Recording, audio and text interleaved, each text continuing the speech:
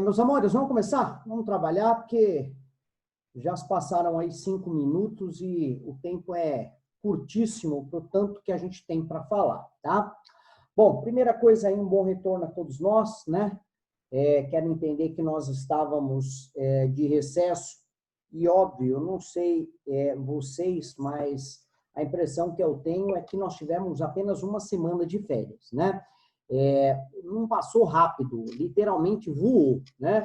Então, essas férias aí voou, principalmente para mim, né? Que trabalhei quinta e sexta no outro colégio, então eu tive aí menos tempo de férias, mas enfim, foi um tempo aí satisfatório, deu para descansar um pouco, totalmente não, mas que nós retornemos aí com toda a força, né? Mesmo porque vocês sabem que nós temos mais 2 apostilas a cumprir, sendo que a segunda delas a gente já finalizou, né? Então, antes da gente sair de férias, a gente havia finalizado a nossa apostila 2, o que, obviamente, ficou apenas o projeto para que vocês tenham finalizado, né? Nós falamos nos últimos dias de aula sobre esse projeto, um projeto lá sobre substâncias químicas, né? Na nossa alimentação, o aditivo químico na nossa alimentação, e esse projeto, esse trabalho é para ser entregue na quarta-feira. Lembram-se? Então, obviamente, o professor questionou, antes das férias, a necessidade da execução desse trabalho, né, desse projeto, para que a gente tenha finalizado aí a nossa apostila 2, né, e eu preciso desse projeto para a quarta-feira. Professor, mas já, na verdade, você teve aí 15 dias, até mais, para fazer isso, né? Então, eu preciso desse trabalho para quarta-feira, literalmente para quarta-feira, tá? Quarta-feira, obviamente, até o último horário, até às 11h59. Mas eu preciso desse trabalho, inclusive, como eu quero entender que é um trabalho aí de uma quantidade maior de folhas, esse tipo de coisa, eu vou pedir para que esse trabalho seja entregue por e-mail, tá?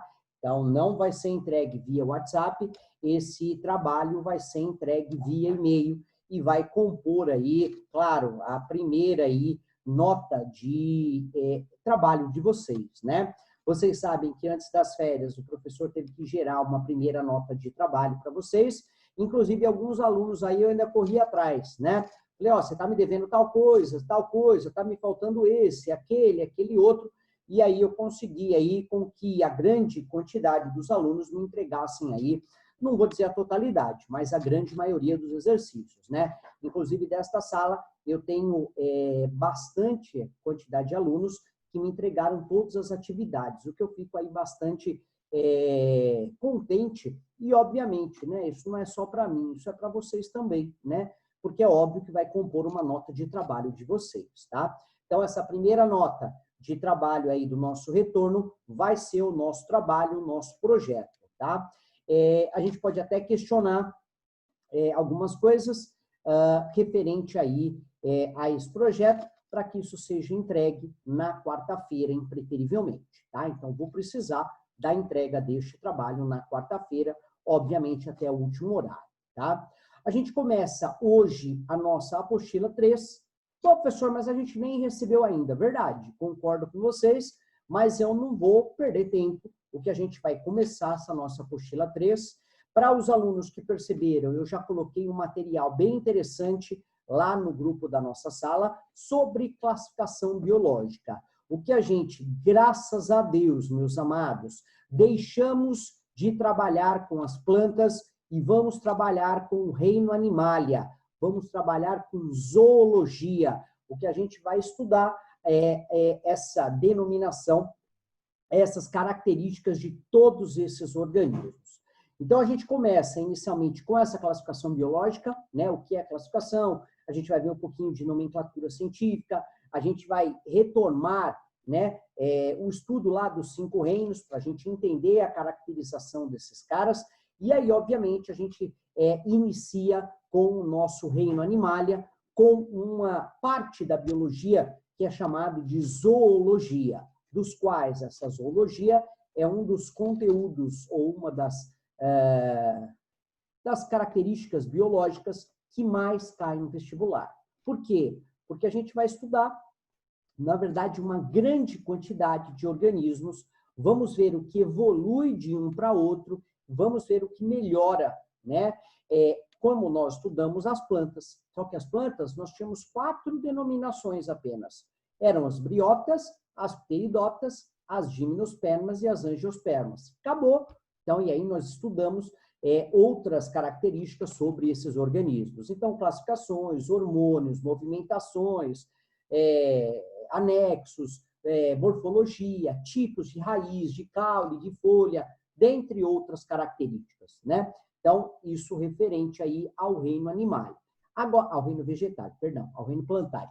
E agora, ao reino dos animais, a gente vai ter uma longa caminhada, longa, eu digo bastante mesmo, porque a gente tem aí bastante classes diferentes. A gente começa inicialmente com os poríferos, que são as esponjas, não essa esponja, quando você pensa aquela esponja de tomar banho, aquela esponja que as pessoas usam, aquilo é um vegetal, né? Tanto que, muitas vezes, se você for na feira, principalmente na feira tem muito isso, né? Você vai atrás deste organismo e você vê para vender em algumas barracas, e esse cara tem mais ou menos 1 metro e pouco. E se você pegar ele e olhar de cima para baixo, você vai ver umas estruturas pretas, grandonas, semelhantes a uma semente.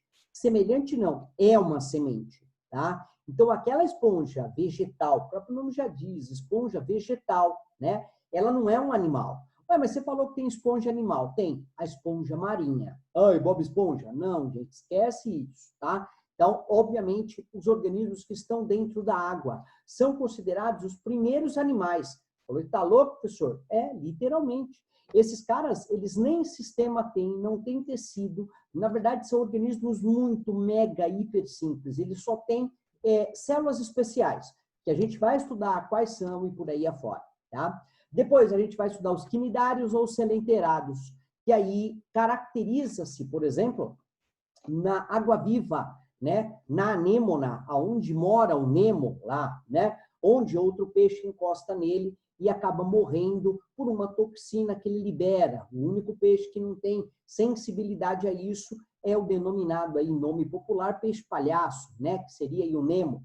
Então, o Nemo fica no meio dessa anêmona como proteção, para que nenhum outro organismo venha se alimentar dele, né? Então, esses caras, essas anêmonas, ou também chamados de selenterados, são organismos, obviamente, que estarão tendo como característica o desenvolvimento dos primeiros tecidos. É o único, presta atenção no que eu estou falando, isso é pegadinha de vestibular, é o único animal que tem 2 tecidos apenas. Eles têm 2 folhetos embrionários, o que a gente chama ele de diblástico, né? Diblástico, 2 tecidos.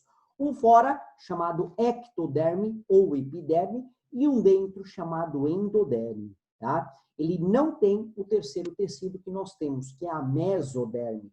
Por isso que eles são considerados organismos diblásticos. Tem aí um sistema digestório precário, incompleto, onde esse cara vai ter apenas uma abertura. Você vai ver que a nossa apostila, você vai ver que várias bibliografias eles trazem essa nomenclatura errada, né? Essa abertura como boca, e ela não pode ser chamada como boca, porque boca serve para entrar o alimento.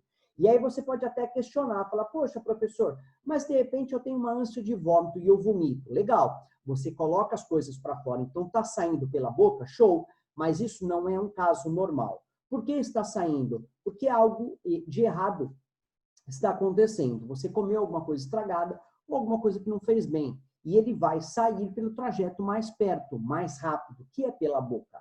Então, ninguém vomita toda hora. Então, o vômito, na verdade, é algo extremo, né? É algo que não deveria acontecer, mas está acontecendo para eliminar aquilo que, obviamente, você comeu e que não fez bem. Então, nesse caso, obviamente, esse alimento ele vai ser eliminado pela boca, com toda certeza, né? Mas nesse organismo, ele tem uma abertura. E essa abertura, na verdade, é o que a gente chama, por exemplo, de... Essa abertura, ela serve tanto para a entrada quanto para a saída. Então, as excretas saem por ele também. Então, eu não posso chamar boca um orifício ou uma estrutura que vai eliminar as excretas. Então, por isso que a gente chama de abertura. Depois nós temos os plateumintos, aí sim, são os vermes. esses chamados vermes achatados, dorso ventralmente, tanto as costas, quanto o ventre, quanto a barriga são achatados. E aí, esses caras são os primeiros organismos a apresentarem os 3 folhetos embrionários, ou seja, os 3 tipos de tecido. A ectoderme fora, ou chamada de epiderme, a mesoderme no meio, ou chamado de derme, né? E dentro um outro tecido chamado de endoderme. Então, são os primeiros organismos a apresentarem os 3 folhetos embrionários, ou seja, os 3 tipos de tecido, tá? Esses caras ainda apresentam um sistema digestório incompleto, só tem uma abertura, não tem boca, né? E aí esses caras começam a nos causar problema como as verminoses. E aí nós vamos estudar uma grande quantidade de doenças. Por exemplo, provocada por plateuminto, você tem a estossomose, que é provocada lá por um caranguejo, um caramujo, né, do gênero Bionfilaria, que vai transformar aí a larva, a chamada barriga d'água, né, quando o fígado do cara fica dilatado, fica cheio de vermes dentro do fígado, né?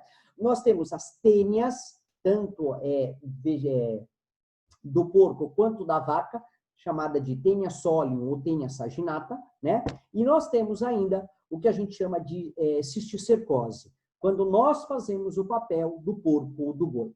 E aí esse verme vai para o cérebro, vai para o coração e vai causar problemas devastadores, né? Depois disso, a gente vai estudar os nemateumintos, que também são vermes, tá? Só que aí são vermes cilíndricos, não são mais achatados. E os nemateumintos, no caráter evolutivo, é uma das importâncias gigantescas, é o desenvolvimento do sistema digestório completo. Então, o que significa isso? Esse cara, a partir de agora, tem uma entrada chamada boca e ele vai ter uma saída chamada ânus. Então, esse organismo é o primeiro organismo que vai ter o desenvolvimento, obviamente, do sistema digestório completo. E aí ele vai causar 4 doenças para nós, que são as principais, né? Eles causam mais, mas as principais são as 4, que é a lombriga, chamado de filariose, ancilostomose. Eu tenho a teníase, né, provocada aí pelas tênias. Eu tenho a elefantíase, que na verdade o pé fica inchado, né? Vou ter o amarelão, que a gente chama de ancilostomose, e vou ter a oxiurose. Então, nós temos que saber qual que é o itinerário, quais as características de cada uma dessas doenças. Então, plateuminto e nemateuminto, a gente vai falar bastante, que são vermes que são causadores de doença. O que todo vestibular acha, que todo mundo quer fazer medicina, e você tem que saber de cor a doença, para você, obviamente, tratar a pessoa, né? Então, isso cai bastante.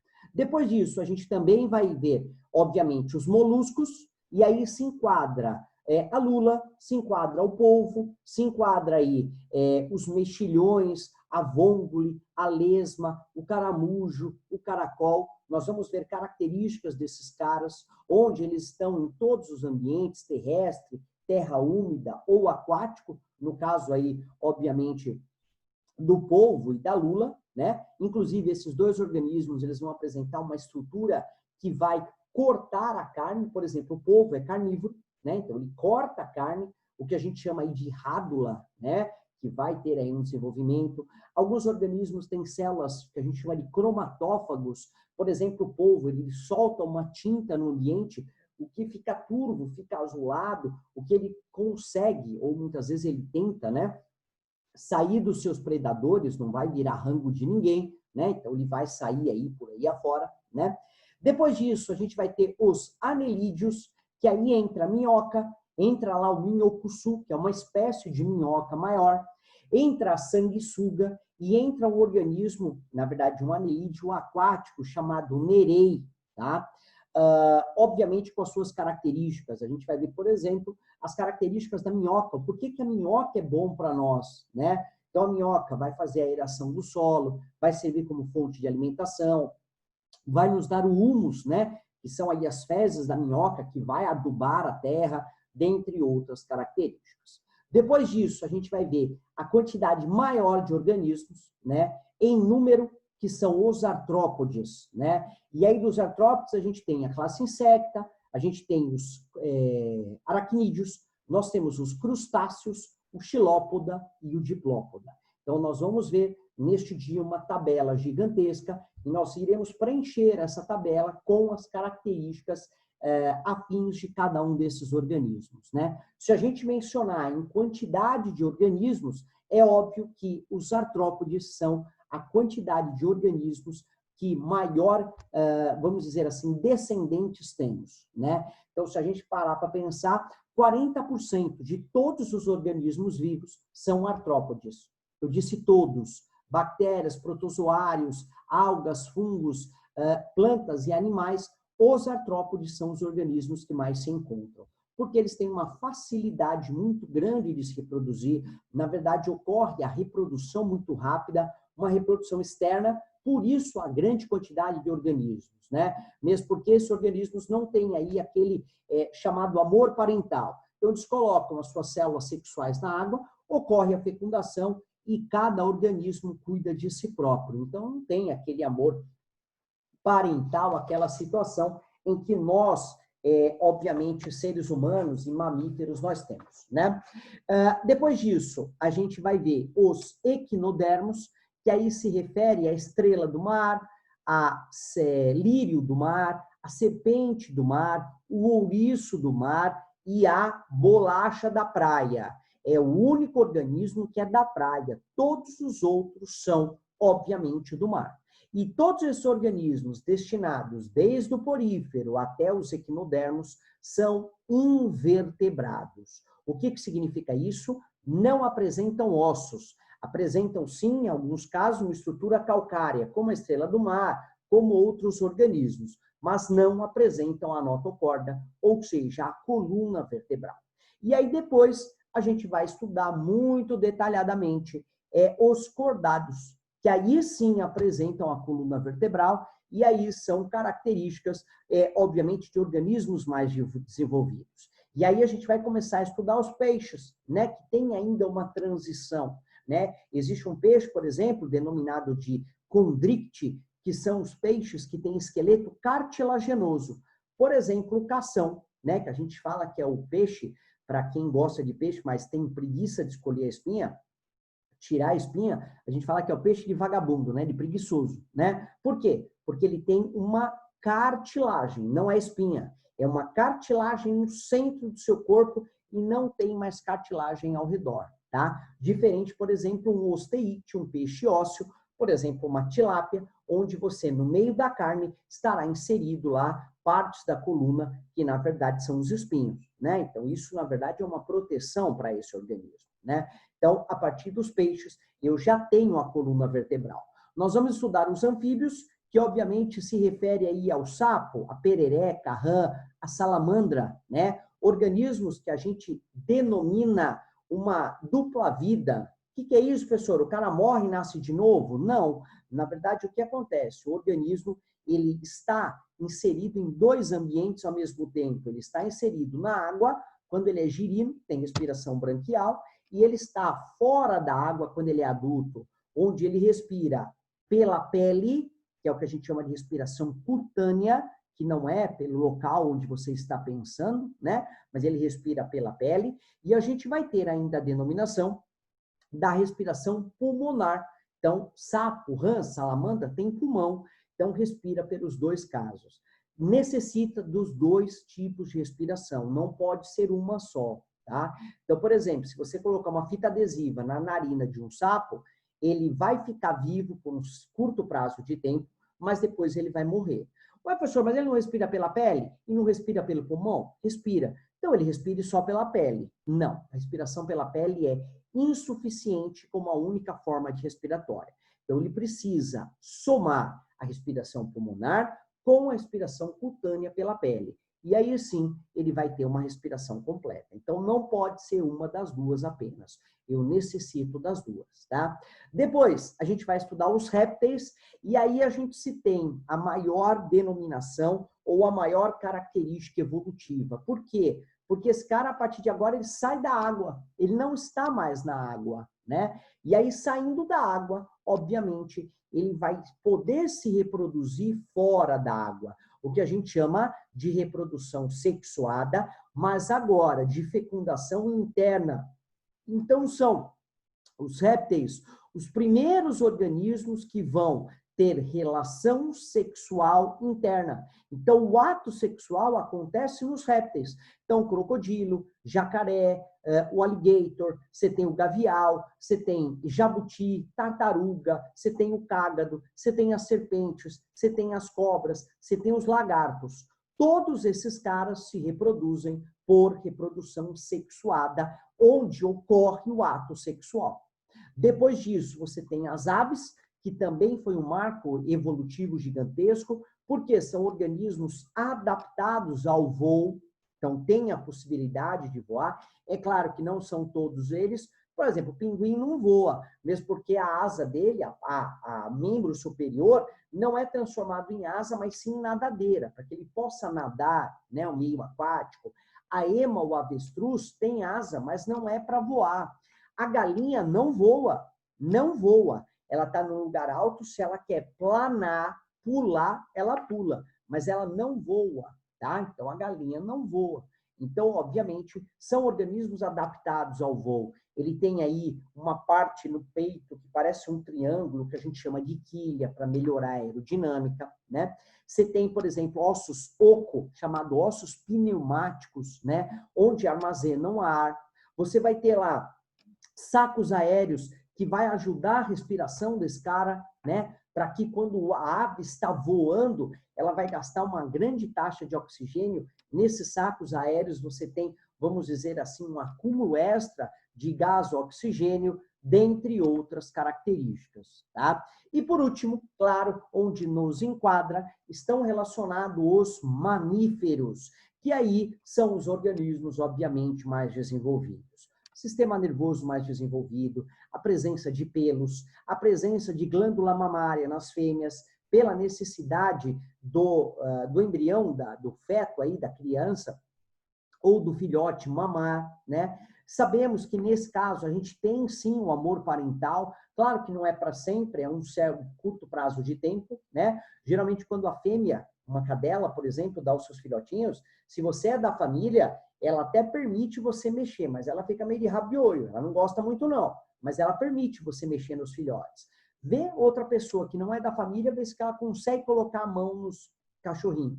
Óbvio que não, ela vai bicar, ela vai morder, obviamente pode até machucar. Só que isso é até um certo prazo de tempo. Depois que o filhote cresceu, aí termina esse amor parental. Mas, claro, é um dos organismos mais desenvolvidos, um encéfalo mais desenvolvido, um coração com 4 câmaras, não ocorre a mistura de sangue arterial com sangue venoso, dentre outras características. Então, assim, meus amados, eu estou falando até agora todas as classes, todos os filos que nós iremos estudar referente aos animais. Se você achava ruim estudar planta, agora os animais são muito mais interessantes. Só que o que acontece são muitas características. Então, são essas características, principalmente as mais refinadas, as exceções, é que vai distinguir um bom aluno do aluno aí, obviamente, mediano. E são essas características mais refinadas, mais, vamos dizer assim, menos faladas, que são mais solicitadas, para ver se o meu aluno, obviamente, ele está atento, para ver se o meu aluno aprendeu e, obviamente, ele vai ser inserido aí num bom vestibular e, obviamente, uma boa instituição. Então, assim, este é o nosso passo a partir de agora, e mais para o final do ano, a gente vai estudar os sistemas, que aí compete aos nossos sistemas, no caso aí, digestório, respiratório, excressor, locomotor, reprodutor, endócrino, excretor, dentre todos os outros. Então, mais no final do ano, a gente finaliza aí com esse tipo de situação. Então, com toda certeza, meus amados, a nossa apostila 3, ela já traz isso, o início da classificação biológica, para que a gente possa entender um pouquinho essa logística, essa necessidade de se classificar esses organismos e, obviamente, né, para que o nosso entendimento biológico ele tenha aí, seja mais amplo e mais clássico, né? Então, antes da gente começar, Obviamente, eu quero duplicar minha tela para que a gente possa analisar algumas imagens. E essas imagens, obviamente, característica aí a evolução das espécies. Então, essa imagem que eu trouxe aqui embaixo para vocês é uma imagem muito bem conceituada, né? Vocês estão muito habituados a essas três siglas, né? A BBC, né? O Horácio, que gosta muito da BBC, né? Esse cara aqui, ele traz para nós o que a gente chama de evolução. E a partir de agora, meus amados, que a gente vai entender um pouquinho, tá? Aquela situação, quando lhe perguntam se você veio do macaco, e muitas vezes você fala assim, nós somos a evolução do macaco. Na verdade, nós não somos, tá? Nós tivemos um ancestral comum, esse cara é chamado de Bondo, que depois eu posso até mostrar a imagem desse cara para vocês, que ele está aqui, ó, aqui, nesse macaco. Então, uma parte evolutiva deu origem aos homens. Olha esse velhinho aqui, né, Darwin, né, que a gente vai estudar a evolução desse cara, né? E aqui um primata, no caso um chimpanzé, tá? Então, nós temos aí uma diferenciação. E a gente vai começar aqui por baixo, né? Quando a gente fala aqui, ó, aqui está escrito origem da vida, tá? E aqui a gente tem as arqueobactérias, né? Lembram-se dessas arqueobactérias? Quando nós vimos o ano passado, e não adianta falar que você não aprendeu, porque você aprendeu comigo, né? A evolução química, quando nós viemos lá do laguinho, aquele negócio todo, e deu origem a um organismo microscópico, né? Uma arqueobactéria, na verdade um organismo procarionte, sem a membrana nuclear, um organismo que vai apresentar, sim, o seu material genético, o DNA, vai ter lá um citoplasma, que é uma região, o seu núcleo, ele totalmente disperso no citoplasma, o que denomina-se, então, a caracterização dele ser procarionte, e ele vai ter fora uma estrutura protetora, uma membrana plasmática, que vai controlar o que entra e o que sai, o que nós já estudamos no ano passado, o que a gente chama de permeabilidade seletiva, né? Então, é o ato de me tornar permeável ou não a substâncias. Então, a eliminação, obviamente, das impurezas e, obviamente, a utilização daquilo que eu necessito, né? Obviamente, daquilo que é importante para a célula. Então, repara aqui que interessante. A gente já tem aqui um ramo dessa arqueobactéria.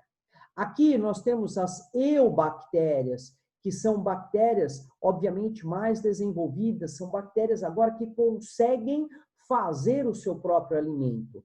E aqui a gente já tem uma primeira e grande ramificação, que daqui para este canto, nós temos as plantas.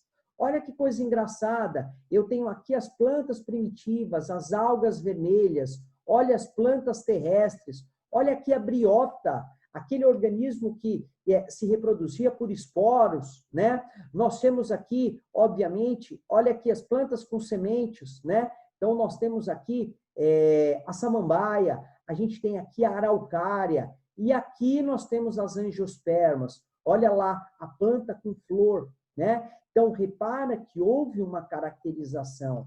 Daqui para cá, a gente já começa uma outra subdivisão. Aqui estão, obviamente, os quinidários, né? Então, a água-viva, olha a anêmona, né? Daqui, nós já temos outra subdivisão, que aqui vai formar os moluscos. Olha o caramujo, o caracol, nós temos aqui o polvo, nós temos a lula, nós temos aqui o dentário, o quíton, dentre outros, né? Mais um pouquinho acima, a gente tem os anelídeos. Então, aqui nós temos esses anelídeos aqui relacionados. Então, ó, anelídeos, né? Então, aqui para cima, temos outra subdivisão, que a gente chama de artrópodes. Olha aqui os quilópodos, nós temos aqui os aracnídeos, temos aqui, obviamente, os crustáceos, temos aqui em cima a classe dos insectas, né? E daqui, olha aqui essa subdivisão aqui, ó, daqui, nós temos os peixes cartilaginosos, olha aqui a raia, olha o tubarão, né? Daqui temos a subdivisão dos peixes ósseos, olha o Nemo aqui, e dentre outros. Aqui nós já temos outra subdivisão dos crocodilianos. olha um crocodilo aqui, olha aqui os anfíbios, outro crocodilo, um jacaré, tá? Aqui em cima, nós já temos a subdivisão dos mamíferos. Então, nós temos a classe, por exemplo, das baleias, dos cetáceos, né? Nós temos aqui a anta, temos o camelo, o elefante, temos aqui o canguru, olha lá os marsupiais, temos aqui o koala, aqui se enquadra também o nosso gambá, né? Temos aqui, deste lado direito, né, hoje extinto, os grandes répteis, na verdade, os dinossauros, Tiranossauro Rex, temos lá o pescoçudo e por aí afora, né? Daqui nós temos ainda os outros anfíbios, os outros répteis, perdão, a cobra, os quelônios, os lagartos, né? Aqui nós temos a subdivisão das aves, olha lá a ema, olha o cisne, o pinguim, o tucano, aqui dos mamíferos. E aqui, nessa subdivisão, bem aqui, ó, a gente vai ter o que a gente chama de um ancestral comum, tá? E esse ancestral comum, ele deu origem aos primeiros hominídeos, né? Na verdade, você já deve ter visto lá em história, o homem de Neandertal, o Australopiteco, dentre outros homens, né? Até dar origem a nós, né? Os Homo sapiens sapiens, né? Que é a última espécie, vamos dizer assim. Aqui tem o crânio menor, menor não, na verdade, sim, é mais compacto, a mandíbula menor, o cérebro mais desenvolvido, né?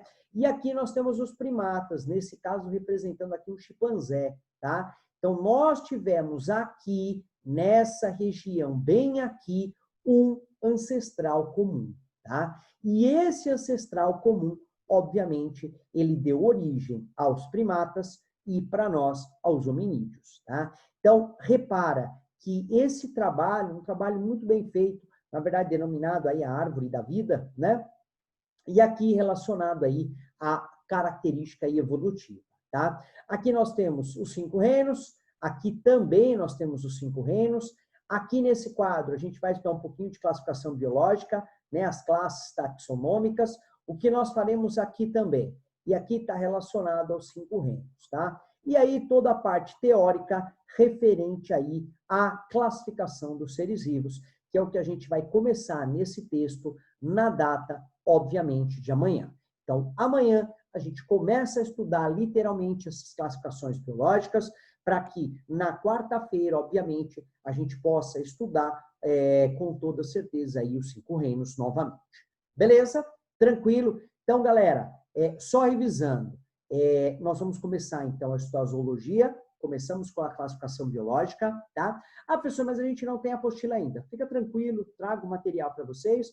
Na hora que a nossa apostila chegar, a gente faz um retorno, analisa as imagens, faço os exercícios com vocês, como sempre, para a gente deixar a nossa apostila lindona de Jesus. Na quarta-feira, não esquecendo, eu preciso dos trabalhos, obviamente, das substâncias químicas, né, introduzidas aí na nossa alimentação, os aditivos químicos da nossa alimentação, para compor aí a sua nota de trabalho.